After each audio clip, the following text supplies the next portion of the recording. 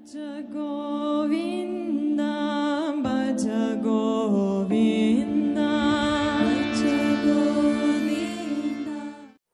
हरे कृष्णा। तो एक बार नर्मदा नदी के तट पर बलि महाराज अपने गुरु शुक्राचार्य को साथ में रखकर यज्ञ कर रहे थे। तो यज्ञ के दौरान भगवान वामन देव वहाँ पर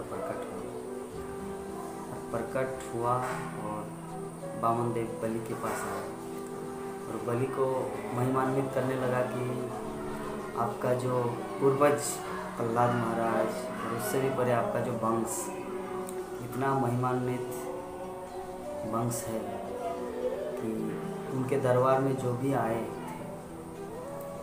वो कभी भी खाली हाथ लौट कर नहीं गए। तो इसी भावना लेकर मैं आपके पास कुछ दान के लिए आया हूँ। तो कृपा करके आप मुझे भिक्षा या मुझे कुछ दान प्रदान करें। तो बलि महाराज यज्ञशाला में बैठे हुए थे तो शुक्राचार्य समझ गया, ध्यान से देखा कि ये कोई साधारण बालक नहीं है, ये कोई साधारण ब्राह्मण नहीं है, ये तो साक्षात भगवान विष्णु जो बलि को ठगने के लिए आए। तो शुक्राचार्य के मना करने के बावजूद भी बलि महाराज बोले कि गुरुदेव, ये हमारी वंश परंपरा का रीति है कि दान में हम लोग कभी पीछे नहीं हटते, चाहे अपना सधर्म या यज्ञ अश्वमेध यज्ञ कोई भी कुछ न हो, उसमें कितना ही बाधा विपत्ति क्यों ना आए, दान में हम लोग पीछे नहीं हटेंगे और दान तो हमें पहले देना। तो शुक्राचार्य समझाया, देखिए वत्स, आपका ये आखिरी आहुति डालना है यज्ञ की कुंड में, यज्ञ कुंड में, तब आपका यह अश्वमेध यज्ञ पूर्ण होगा। तो आप इसको छोड़कर क्यों जा रहे हैं उनके पास दान देने के लिए? तो बोले कि तो जैसे ही बोले कि ठीक है गुरुदेव, आपकी बात को मान लेते। तो ऐसे करके आहुति जैसे ही डालने वाले थे यज्ञ कुंड में, तो वामन देव फिर से उच्चारण करने, भिक्षाम ददाति, मतलब भिक्षाम देहि।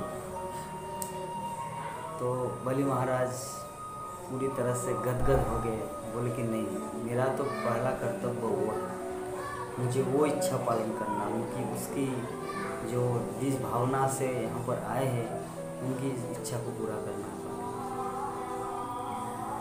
तो अभी क्या करेंगे? शुक्राचार्य मना करे कि साक्षात विष्णु है, ये आपको ठगने के लिए आए, ये ब्राह्मण नहीं है, इसकी बातों में मत उलझो और अपने कर्तव्य कर्मों को मत छोड़ो, ये आपका परम कर्तव्य अश्वमेध यज्ञ कर रहे हैं। लेकिन बलि महाराज उस गुरुदेव की बात को ठुकरा कर वामन देव के पास आए और वामन देव को पूछा कि बोलिए ब्राह्मण देवता, आप यहाँ पर आए हैं, इसके लिए मेरा यज्ञशाला, आज मेरा यज्ञ पूर्ण रूप से सफल हुआ।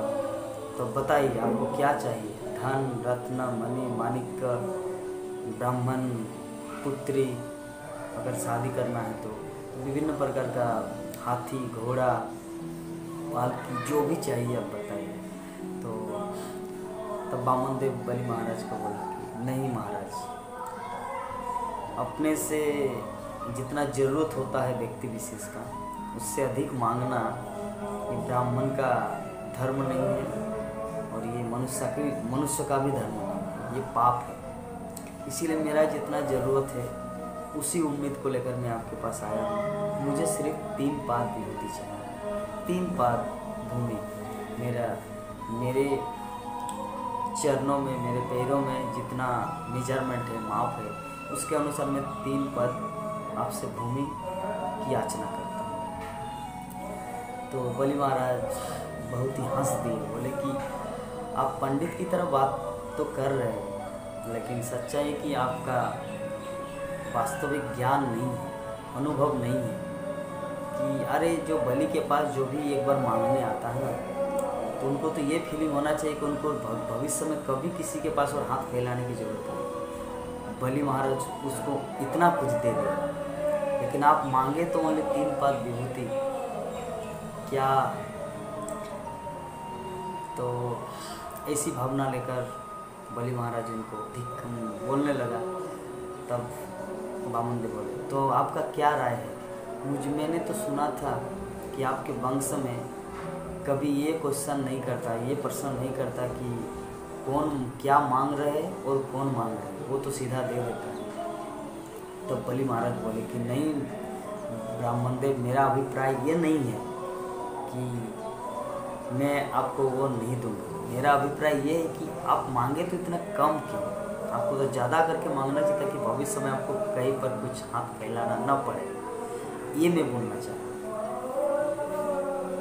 तब बामन देव बोले कि जो भी है, मेरी जितना ज़रूरत है वो मैं मांग लिया, अभी आपको अगर देना है तो दे दीजिए। तब शुक्राचार्य बोले कि नहीं वत्स, नहीं शिष्य मत दीजिए, ये आपको ठग लेगा, ये पूरा संसार की समस्त संपत्ति आपको कंगाल बना के छोड़ेगा, इसका मत दो। बोले साक्षात विष्णु है। तब बलि महाराज बोले कि साक्षात विष्णु भगवान मेरे दरबार में आए हैं, मेरे यज्ञ को पूर्ण बनाने के लिए आए हैं, मेरा तो अहो भाग्य। तब तो मुझे तो दान नहीं भी देना था, फिर भी देना ही पड़ेगा। फिर मैं तो दान देना ही चाह रहा था, फिर भी जब मुझे ये पता चला कि साक्षात भगवान विष्णु है, मुझे कृपा करने के लिए आए हैं, तब तो मैं तो दान दूंगा ही। तो वो बोले कि हे ब्राह्मण देव, मैं आपको ये दान दे रहा हूँ। तब बामन देव बोले कि नहीं महाराज, ऐसे नहीं, अगर दान देना ही है तो आपको संकल्प करना है। तब कमंडल से जल लिए। तो उसी बीच शुक्राचार्य का था यौगिक शक्ति था। शुक्राचार्य एक छोटा सूक्ष्म शरीर धारण करके, छोटा बन के अनिमा लगिमा सिद्धि उस कमंडलों में आए और पानी निकल नहीं रहा था। मतलब बलि महाराज के हाथों में आचमन करेंगे, संकल्प करेंगे कि मैं प्रतिज्ञा करता हूँ आपको मैं इतना कुछ दान दूंगा, तो इसे संकल्प करेंगे। तो ऐसी भावना लेकर जब ये करने वाले थे तो शुक्राचार्य उस कमंडल के अंदर प्रवेश किए। तो भगवान तो समझ गए, किंतु बलि महाराज ये चीज़ समझ नहीं पाए। तब पानी जब नहीं निकल रहा था तो बामन देव बोले कि महाराज ठीक है, हम इसका उपाय करें। एक घास लो, दुर्वा घास, और घास जो देखिए कि कुछ कूड़ा करकट भरा हुआ जिसके कारण पानी नहीं आ रहा। तो जैसे ही वहाँ पे घास लगा, तिनका, घास का तिनका, तो शुक्राचार्य का एक आँख फूट गया और ऐसे करके वो निकल गया बाहर केटली से, कमंडल से।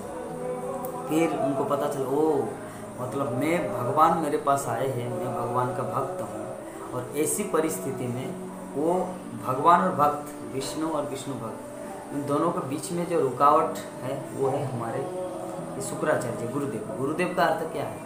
जो शिष्य को कृष्ण से मिला दे, भक्त को भगवान से मिला दे, ये मीडियम है, बायो मीडियम है गुरुदेव का।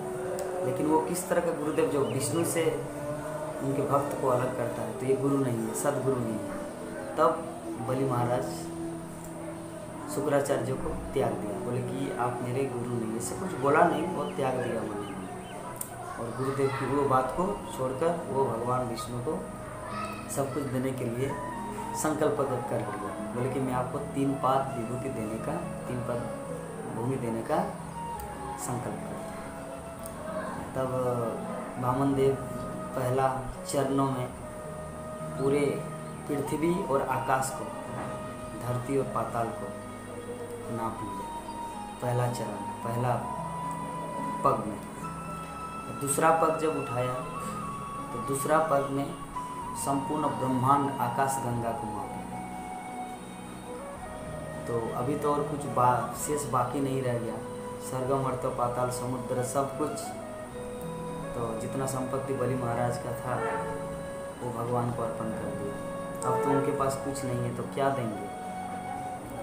तब भगवान वामन देव उसको बोले कि बलि, तो अभी आपका क्या राय है, क्या विचार है कि 2 पग में मैं तो सब कुछ माप लिया, अभी तो आपके पास देने के लिए कुछ नहीं है, तो क्या मैं तीसरा पग मतलब वापस ले लूँ? कहने का अर्थ है कि आप जो वादा किया तो उनमें से 2 वादा तो आप पूरा किया, निभा लिया, लेकिन हो सकता है तीसरा वाला आप पूरा नहीं कर पा रहे, तो क्या इसको मैं वापस ले लूँ अपने संकल्प को कि आपको कोई अपराध नहीं लगेगा?